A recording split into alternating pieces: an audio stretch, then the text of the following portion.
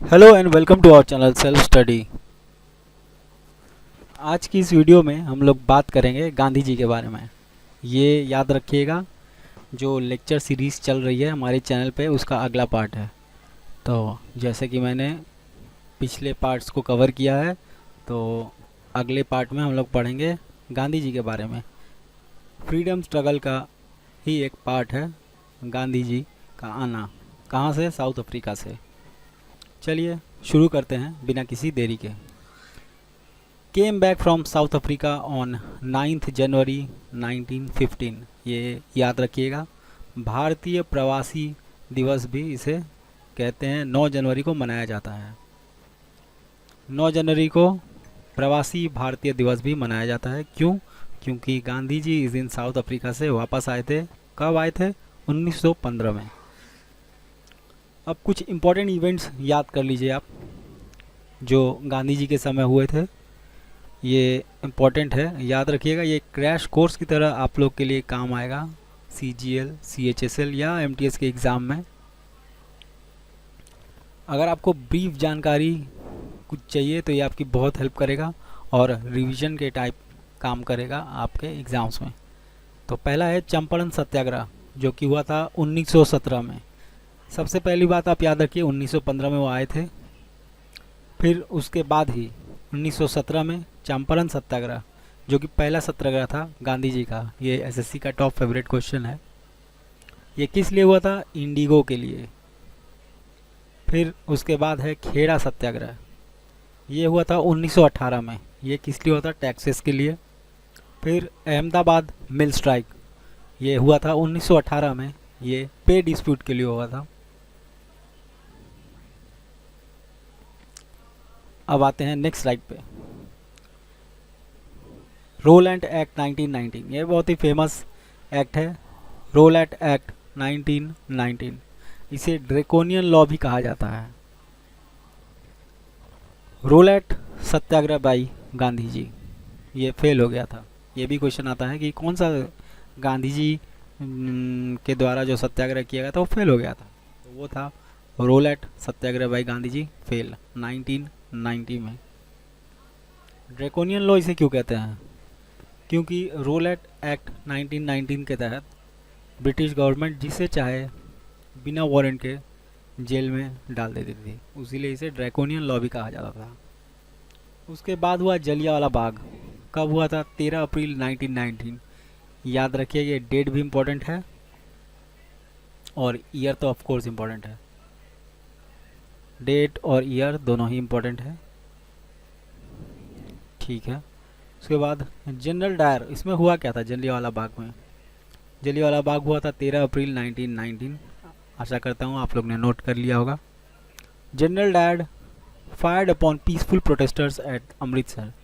अमृतसर में एक प्रोटेस्ट चल रहा था, इसी रोलैंड एक्ट के तहत जनरल डायर ने वहाँ फायरिंग शुरू कर दी और वहीं पर बहुत लोग मारे गए थे। ये 379 डायड, ये एक ऑफिशियल डाटा है ब्रिटिश सरकार की तरफ से, लेकिन कहते हैं कि इससे बहुत ज़्यादा मौतें हुई थी। टाइटल, इसका इम्पैक्ट क्या था?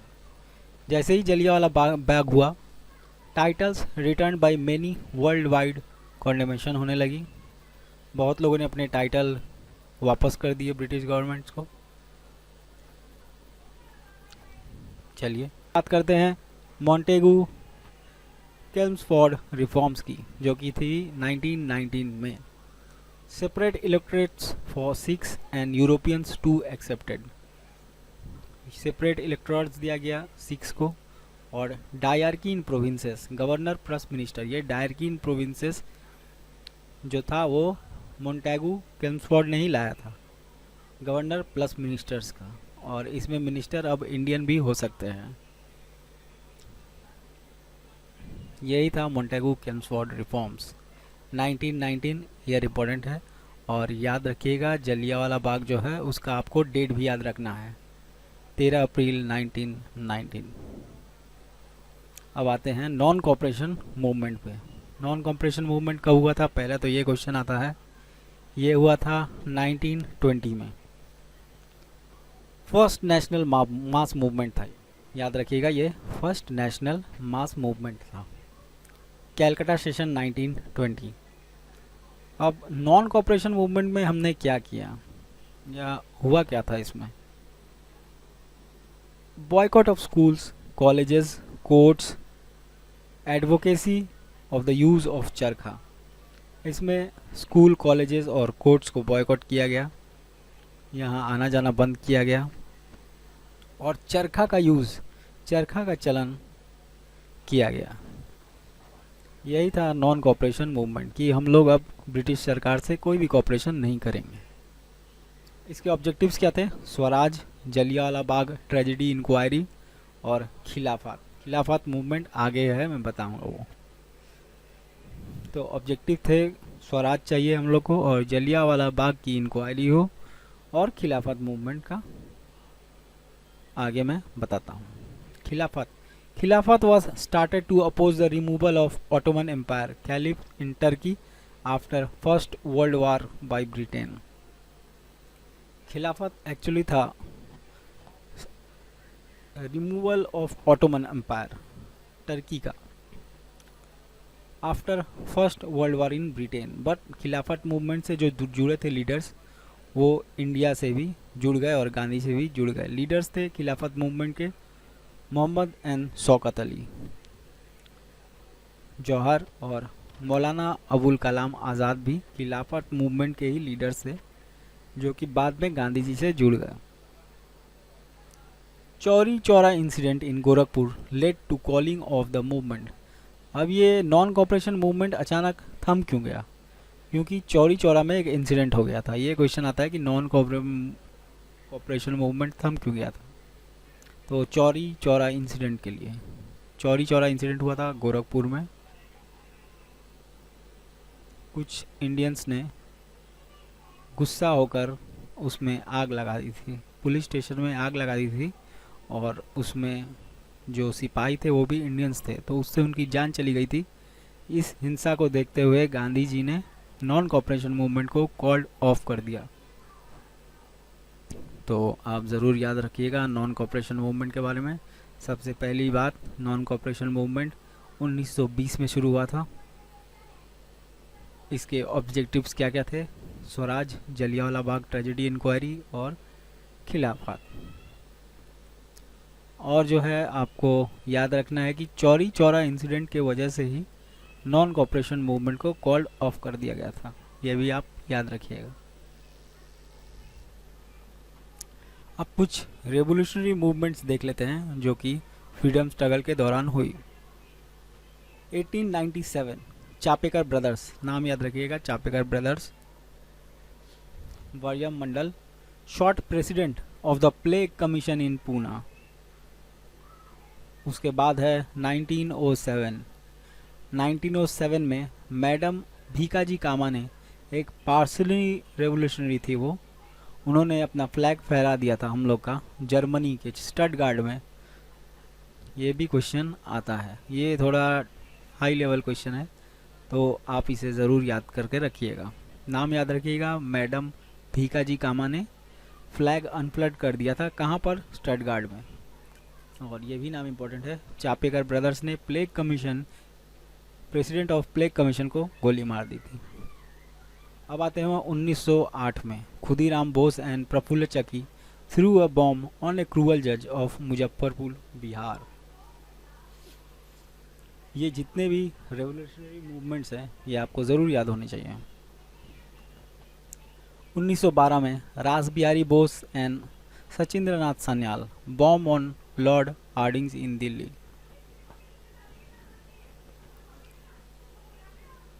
ये भी आप याद रखिएगा। Hindustan socialist Republic association,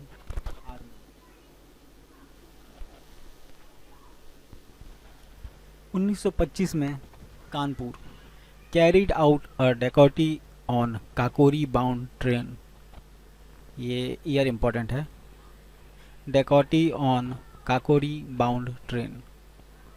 Bhagat Singh with his colleagues shot Sanders, SP of Lahore, who ordered लाठी charge on Lala Lajpat Rai.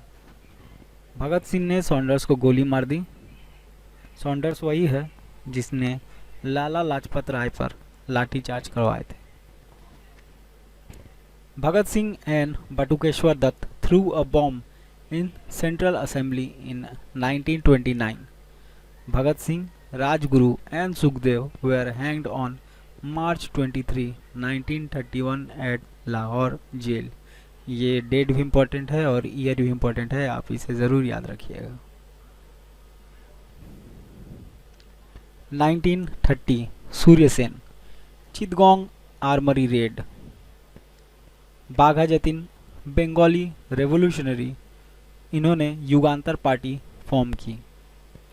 Rani Gaidinliu, Naga tribal queen, revolted in Manipur against British at the age of 13, और इसके बाद इन्हें जेल में डाल दिया गया और तब तक ये जेल में रहीं जब तक हमारा देश आज़ाद नहीं हो गया।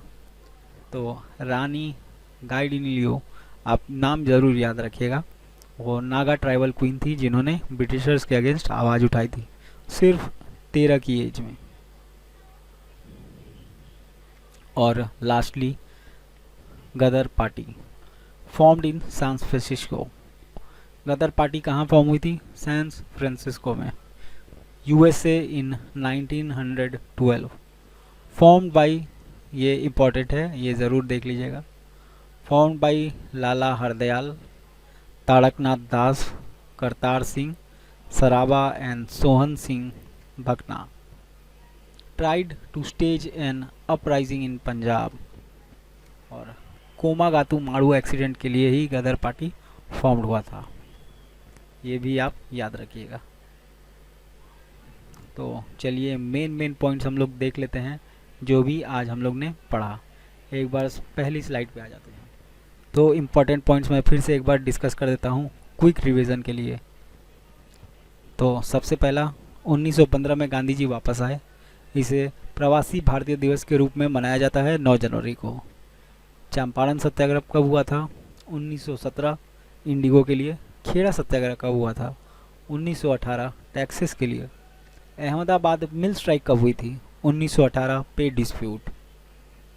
नेक्स्ट है रोल एट एक्ट कब हुआ था? 1919, यही आपको मेन याद रखना है। जलियांवाला बाग कब हुआ था? 13 अप्रैल 1919, और जनरल डायर के ऑर्डर्स पे, ये भी आपको याद रखना है। तीसरे स्लाइड में जो इम्पोर्टेंट है, मोंटेगू केम्सफोर्ड रिफॉर्म्स, ये कब हुआ था? 1990 में। चौथे स्लाइड में इम्पोर्टेंट है, नॉन कॉपरेशन मूवमेंट कब हुआ था? 1920 में। इसके ऑब्जेक्टिव थे स्वराज, जलियांवाला बाग ट्रेजेडी इंक्वायरी और खिलाफत मूवमेंट। और इम्पोर्टेंट है, खिलाफत मूवमेंट के लीडर्स कौन थे? शौकत अली, मोहम्मद अली, जौहर और मौलाना अबुल कलाम आज़ाद। और ये non cooperation movement called off क्यों हो गया था? वो था चौरी चौरा इंसिडेंट के लिए, जो कि हुआ था गोरखपुर में। नेक्स्ट इम्पोर्टेंट है 1897, चापेकर ब्रदर्स, उन्होंने प्रेसिडेंट ऑफ प्लेग कमीशन को गोली मार दी थी। 1907 भीकाजी कामा, मैडम भीकाजी कामा ने स्टटगार्ड में हम लोग का फ्लैग फहराया था, जर्मनी में जो था। 1908 में Khudiram Bose and Prafulla Chaki threw a bomb on cruel जज ऑन मुजफ्फरपुर बिहार। 1912 में Ras Bihari Bose and Sachindranath Sanyal bomb on lord Hardinge's in Delhi. Delhi Darbar याद रखिएगा, जो 1911 में हुआ था, और लॉर्ड हार्डिंग जी वहाँ के वाइसरॉय थे। अब 1925 कानपुर, कैरीड आउट ए डकॉइटी इन काकोरी बाउंड ट्रेन, और इसमें इम्पोर्टेंट है भगत सिंह ने सॉन्ड्रेंस को गोली मार दी थी, और उसके साथ Bhagat Singh and Batukeshwar Dutt threw a bomb in central assembly in 1929, ये डेट याद रखिएगा। और Bhagat Singh, Rajguru and Sukhdev were hanged on March 23, 1931 at Lahore jail, ये भी इम्पोर्टेंट है। गदर पार्टी कहाँ फॉर्म हुई थी? वो सैन फ्रांसिस्को में फॉर्म हुई थी 1912 में, और इस form by Lala Hardayal, Taraknath Das and Kartar Singh Sarabha and Sohan Singh Bhakna, ये भी इम्पोर्टेंट है। और ये कोमागातू मारू इंसिडेंट के लिए भी हुई थी। तो आज के लिए इतना ही। आशा करता हूँ क्विक रिवीजन आपके बहुत काम आएगा आपके आने वाले एग्ज़ाम्स में। तो अगर आपको थोड़ी भी वीडियो से हेल्प हुई हो तो ज़रूर हमारे चैनल को लाइक और सब्सक्राइब कर दीजिएगा। धन्यवाद।